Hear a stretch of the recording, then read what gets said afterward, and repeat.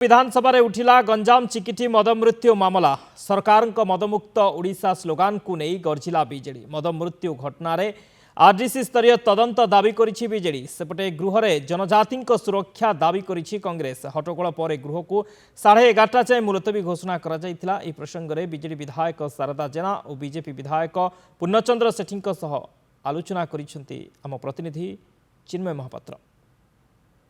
बहु वर्ष परे राज्य सरकार विफलता जो अपमिश्रित मद पीकी गोटे साधारण लोकर जीवन जाइए एवं अनेक लोक जीवन मृत्यु सहित संग्राम करुँच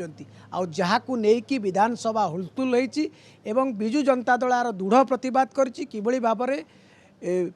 देशी मद को प्रोत्साहन जोगाउछन्ति राज्य सरकार एवं कहीं उच्चस्तरीय तदंत कराजिबनी कार्यानुष्ठान कहीं नि जाइनी एवं जो सरकार कहते निशामुक्त ओडिशा गठन करने सी बर्तमान किभली भाव में निशारे लोक मारी से प्रतिवाद कर सहित अच्छा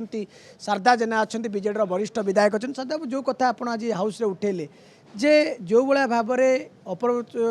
मद पीकी आज गोटे साधारण लोकर जीवन जाइए जड़े संघर्ष कर शुणु यह निश्चिंत भाव में गोटे ओडिशा इतिहास रे कलंकित अध्याय आपण माने देखिथिबे ए जो मद मृत्यु होईची ए किछि दिन है ये सरकार आसिला परे एक्साइज डिपार्टमेंट चिर निद्रा रे सोईची एक्साइज डिपार्टमेंट किसी निघा नहीं ग्रामांचल में बेआईन भाव में मद कारबार उत्कट रूप धारण करिछि सेही दृष्टि बर्तमान गंजाम जिलार चिकिटी जो भली भाव में मद मृत्युर बन्या होईची मदर बन्या होईची गतकाली 16 जन असुस्थ आज खबर 20 जन असुस्थ जड़े मृत जड़े मृत्यु सहित संग्राम करुच्ची यह केवल एक्साइज डिपार्टमेंटर अवहेला रही सरकार आंतरिकतार अभाव रही सरकार जो निर्वाचन बेले प्रतिश्रुति देते जे निशा को निवारण करूँ आम निशा को कंट्रोल करूँ सीतर सरकार आंतरिकता नहीं निघा नहीं बरम निर्वाचन पर ग्रामांचल में अधिक मात्रा रे मदर कारबार होती मदर बन्या होती जो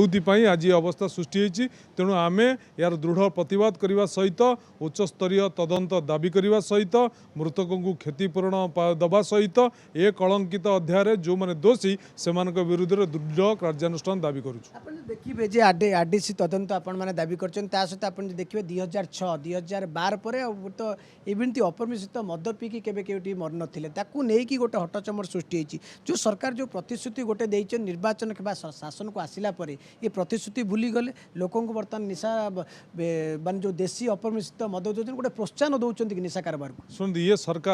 सरकार को आपड़ समीक्षा करेंगे ये सरकार कहूँ गोटे करुच्च गोटे निर्वाचन पूर्वर अनेक कथा कहते कौन कथा कार्यकारी करना आप देखूँ वार्धक्य भत्ता क्षेत्र में हो कि आप अन्य जेकोसी कार्यक्रम हो आप देखुं कहते गोटे करुँच गोटे ये सरकार किसी निघा ना से भाई भाव में ये सरकार जो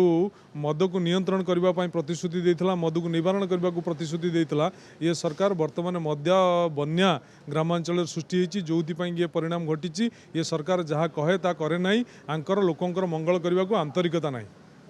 देखिए सरकार दलर जी अच्छा शासक दलर जो विधायक अच्छा से मत अच्छा सीधासल पुनः बाबू जो कथा गंजाम घटिला जे कहउछन जे सरकार गोटे कथा कहउछन आ गोटे कथा कहउछन सरकार आज्ञा जो कथा कहे से कथा करती ये है भारतीय जनता पार्टी सरकार आज्ञा ये एपट सेपट करी ना निशारे जड़े मरीगले शुणु कौन किमिति घटनाटी अनुसंधान न कला आपन कहवा ठीक नहीं एमाने अनुसंधान करूँ देखु